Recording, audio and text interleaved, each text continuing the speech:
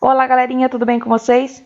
Iniciamos então mais uma semana de estudos, hoje dia 10 de agosto, segunda-feira, e nós começamos com a disciplina de matemática, iniciando então o último módulo desta unidade, onde nós vamos falar um pouquinho sobre números, probabilidades e medidas.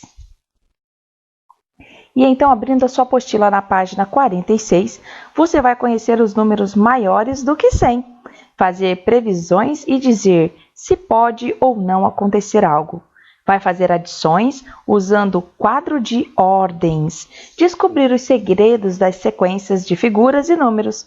Vai usar a régua para medir em centímetros e também conhecer o metro. Nossa, quanta coisa bacana e quanta novidade nesta unidade, não é mesmo? Então, vamos começar!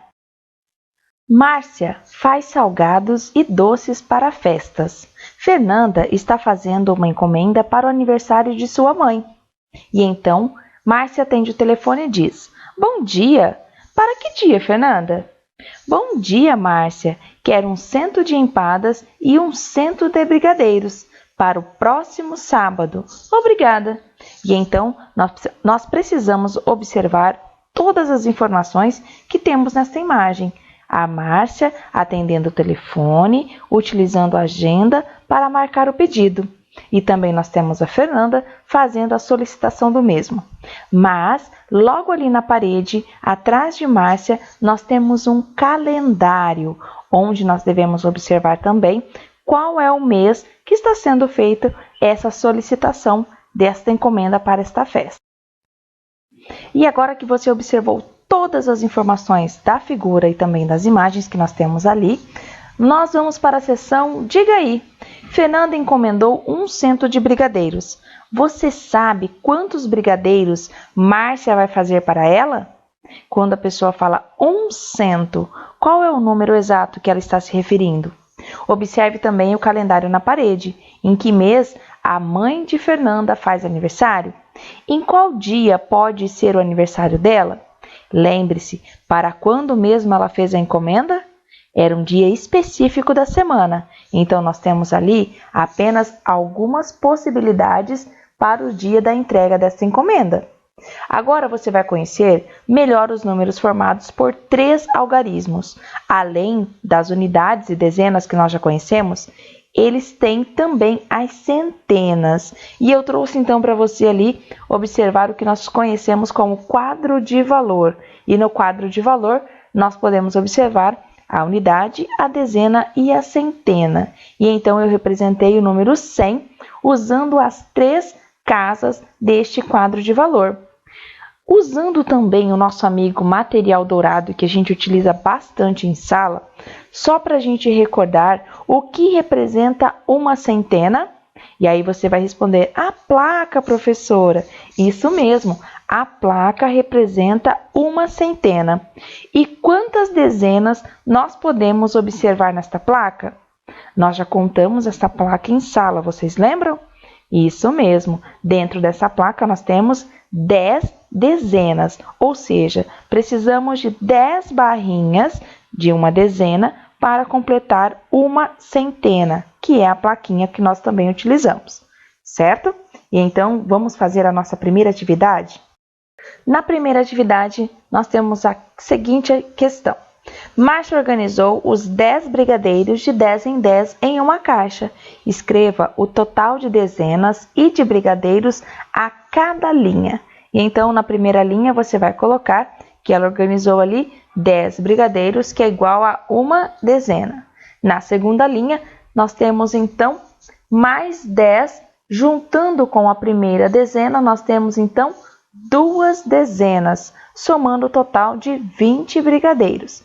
E assim você vai fazer até a última linha da contagem destes brigadeiros. Lembrando então que a cada 10 dezenas nós formamos uma centena. São 100 brigadeiros, ou podemos dizer que nós temos uma centena de brigadeiros ou um cento de brigadeiros. E então nós temos a próxima questão da seção lápis na mão, que diz o seguinte: nessas fileiras estão arrumadas uma dezena de empadas em cada uma delas. Conte as fileiras e descubra quantas empadas são. E então, nós temos ali a primeira fileira já destacada para você contar a quantidade de empadas que nós temos nela. Em seguida, você vai me dizer o total de empadas que nós temos. Quantas fileiras de 10 nós temos? E então, você vai colocar o total de empadas na primeira lacuna. E depois responder quantas dezenas faltam para completar uma centena de empadas. Lembrando que nós estamos falando em dezenas, ok? Já na página 49, nós vamos para a segunda atividade, onde Márcia fez 50 brigadeiros de cada cor para o aniversário de sua neta e arrumou-os em uma caixa. Então, preste bastante atenção na imagem e da forma como ela arrumou os brigadeiros. E então, você vai responder as questões a seguir, que diz o seguinte: quantos brigadeiros ela colocou em cada fileira? Preste atenção, em cada fileira. Cada linha tem quantos brigadeiros? Você vai responder ali nas linhas a seguir. Já na questão da letra B, diz assim: quantas dezenas de brigadeiros de cada cor ela fez? E então, preste bastante atenção que a sua resposta agora deverá ser feita em dezenas, ok? Já na letra C, nós vamos responder quantos brigadeiros ela fez ao todo. E então, você vai colocar para mim o número de brigadeiros ao todo que ela produziu. Na letra D, você irá responder quantas dezenas de brigadeiros Márcia fez no total. Márcia fez uma centena de brigadeiros. E então, esta centena transformada em dezenas, quantas dezenas são necessárias para formar em centena? Então, quantas dezenas nós precisamos ter para formar uma centena? Nós falamos lá no início da nossa aula, você lembra? Então, você vai responder ali na letra B, ok? Lembrando, com o material dourado, podemos representar também uma centena e com uma placa formada por 10 barrinhas. Então, já fica a dica aí para você para responder esta questão, ok? Na página seguinte, na página de número 50, nós teremos então a atividade número 3. Este quadro deveria ter a sequência numérica de 1 até 100, mas estão faltando alguns números. Complete-os antes de continuar a atividade. E então, você vai olhar ali que nós temos algumas lacunas neste quadro, faltando os números ali, utilizando a sequência simples dos numerais, das dezenas.